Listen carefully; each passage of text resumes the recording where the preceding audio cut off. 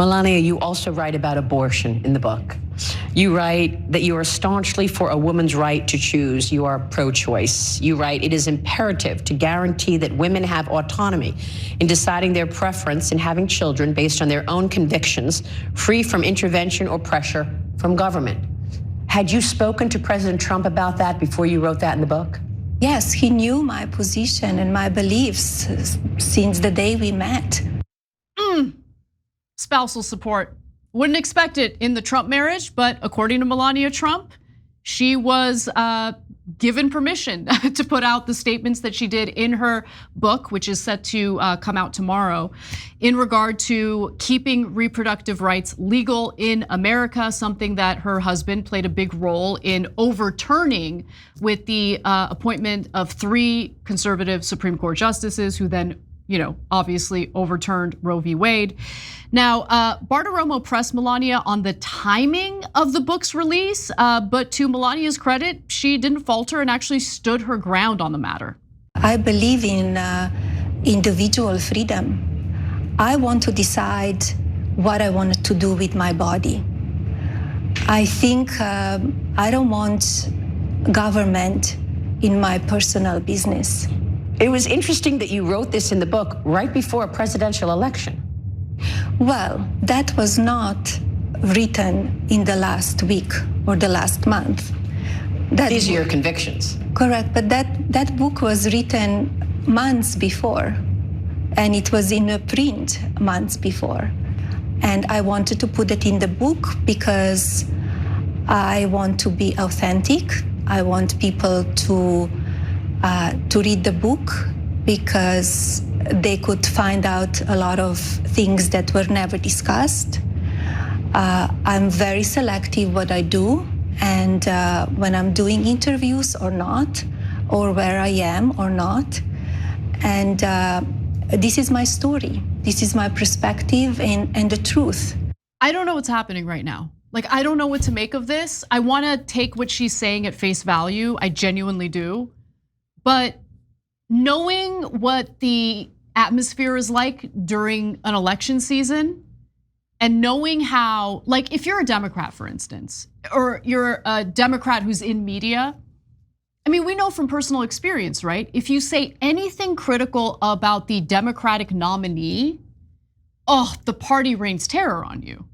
They accuse you of being a far right winger, of wanting to sabotage the Democrats, all sorts of allegations. I find it so hard to believe that Trump and the Republicans are like, oh yeah, former First Lady, Donald Trump's wife, totally disagrees with him on this policy that he's actually suffering political consequences for.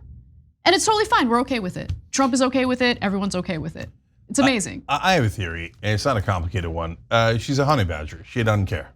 I kind of like that. Yeah, so she says, well, I didn't write this stuff a week ago.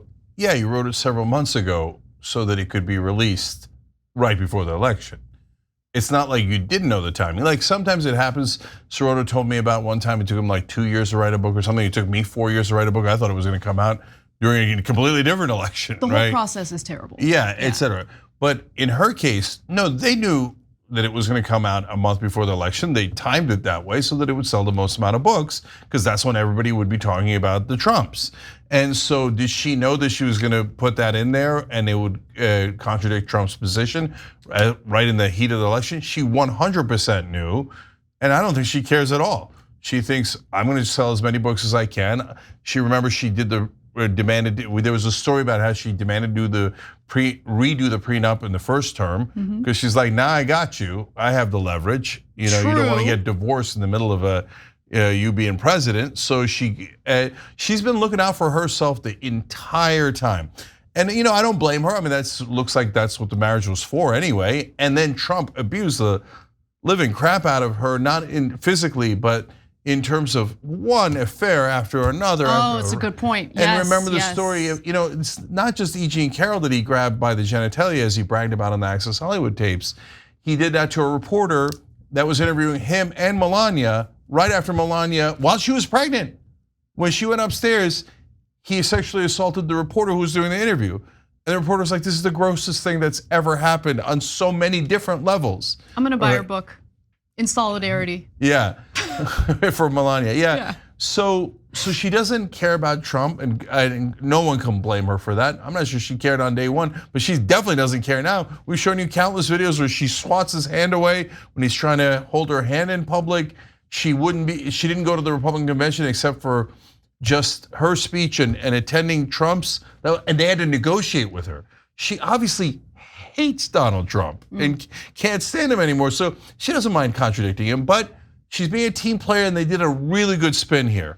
When she said, oh, he knew my position all along and he supported me. That's a great spin for, he didn't know what the hell was in the book, and I blindsided him because I don't give a damn about him, he's a piece of crap. But hey, sure, let's win so I can sell more books and then do another book and make even more money and redo the earlier prenup and make even more money. So yeah, he supports me, that's why. But guys, this one is a fact that is inarguable.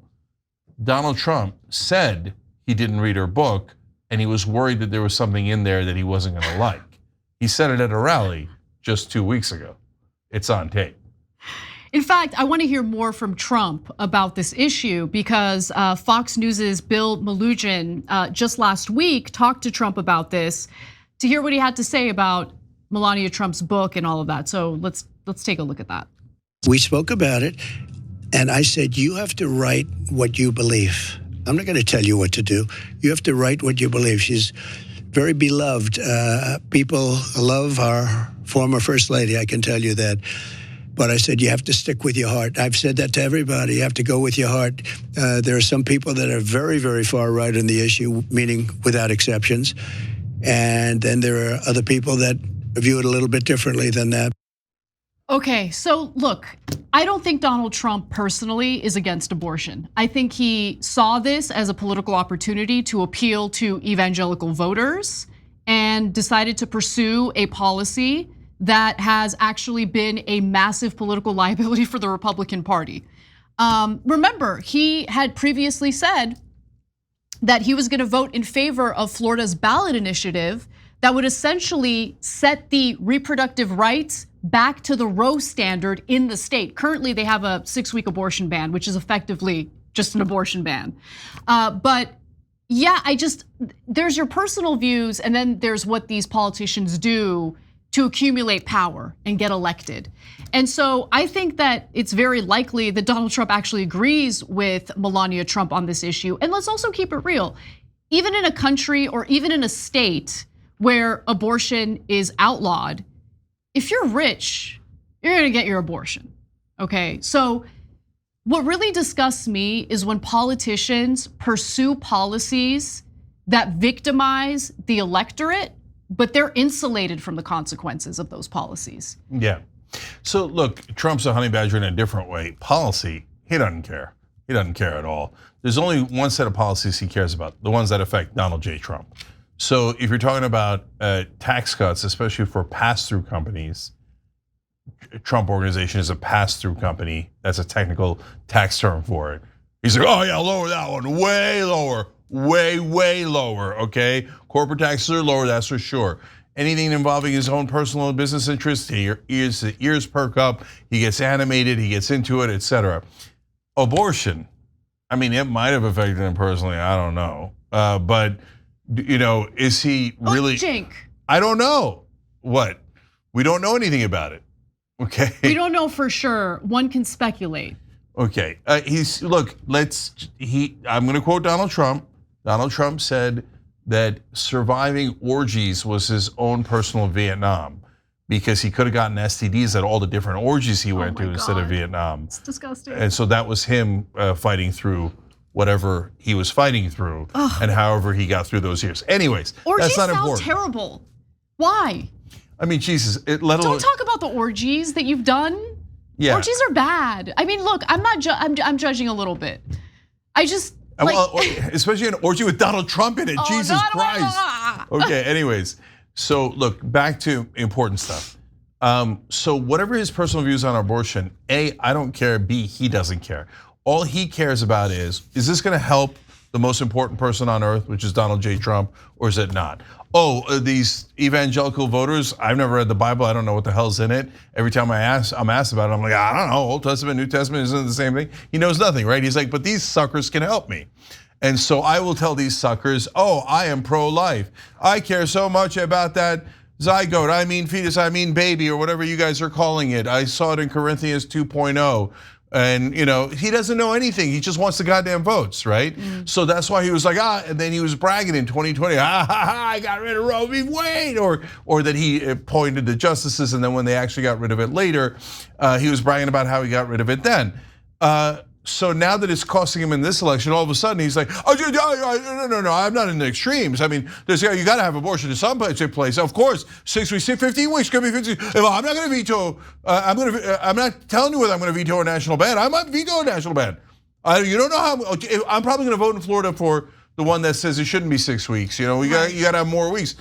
Why? Because he doesn't care. He just wants the maximum number of votes so he can get his stinking tax cuts. And Jared Kushner can get another $2 billion from the Saudis. Let's dispel the notion that he gives a damn about Jared Kushner. No, as long as that money flows to the Trump family, of course. Yeah. Comment from a viewer. Sweet innocent Cenk thinking Trump has never paid for an abortion. I would bet all my money on that. Yeah, look, I don't know. know. Honestly, that was uncharacteristic of you. To give Trump the benefit of the doubt on this issue. Of all issues, to give him the benefit of the doubt on this one. No, look, I hear you guys, but I'm being literal. So if you suggested to a Republican that Donald Trump might have paid for an abortion at some point in his life and we don't know, he would think, outrageous. How dare you? How Donald Trump is pro-life. He would have protected that zygote with his life. Give me an I dare you, come on. Okay. Now is the time. I dare you. I don't know. But anyways, but if you told a Democrat, hey, do you think that Donald Trump might have paid for an abortion in his life? My guess is a lot of Democrats would say, definitely, I'm positive of it. But I'm telling you, we don't know. We don't know. We don't have information in either direction. If I had to wager, I would wager in a certain direction, given his history. But as it turns out, for now, we don't have any information on that. Fairest show in America. All right, last thing is, look, there's nothing they could do about Melania. So, oh God, I love this. And she's the only person in the world that there's nothing they could do about. Like, even if it was one of the kids, they just throw him overboard. They'd be like, yeah, Eric's an idiot. We always knew he was an idiot, right? And so, Trump even says in the speeches, sometimes you get disappointed with your kids. That's okay, that's normal. Oh my God. By the way, if you think, come on, Cenk's gotta be making some of this up. So the part where he said, I didn't read her book. Yeah, we have that video, actually. Yeah, let's go to clip 5. So I said to our great First Lady, who can draw a crowd? Did you watch me tonight on television, First Lady? People love our First Lady out there. Right?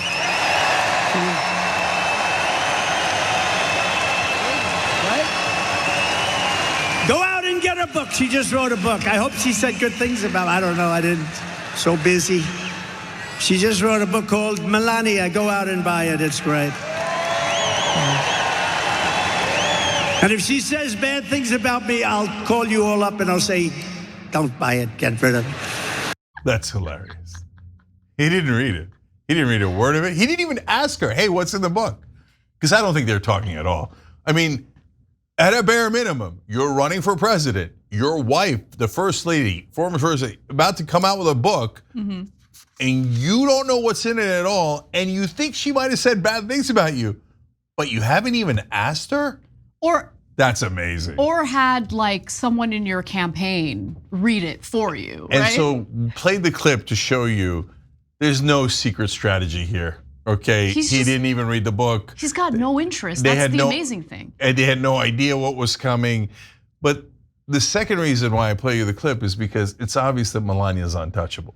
I know, because she might be the most powerful woman in the country. Well, yeah, because if anyone else, said bad things about Trump, he'd be like, I'm very disappointed in this fill in the blank. Yep. He's weak, can't have it, rhino, just hurting the country. But when Melania does it, he's like, we are very supportive of one another, and it has nothing to do with any contracts we've signed with prenups, etc., and the fact that she could burn me with the most damaging information you could possibly imagine right before an election. So I'm not in a hostage video. I love my wife. I'll let her say whatever she wants. I'm having fun. Melania, keep going. This is super amusing to watch. Melania could swing the election if she were to share some of that information, but then it would touch her financial interests, and God forbid. Yeah, true. I mean, for her, that would be a disaster. Although I will say this, you all know what I feel is an obligation of wealthy people to the rest of us, right? Other than paying their fair share of taxes and blah, blah, blah, all the substantive things. If you're super rich, you better look good. And she looks good. That's one of their moral obligations. You better look good if you're super rich. She looks great.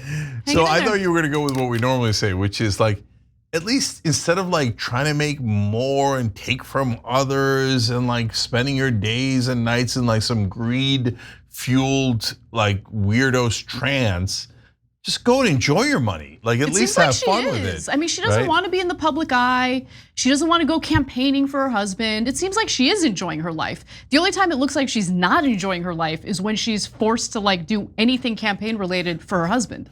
There's so many hostage videos in politics, right? So, Fetterman in a corner of a dungeon like, I love Israel. Isn't enough?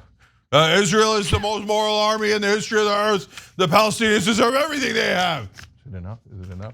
Okay, then you got Melania with these interviews. Oh, Donald and I have a special relationship. Do you? Okay, and Trump with, I don't mind Melania criticizing me. Right?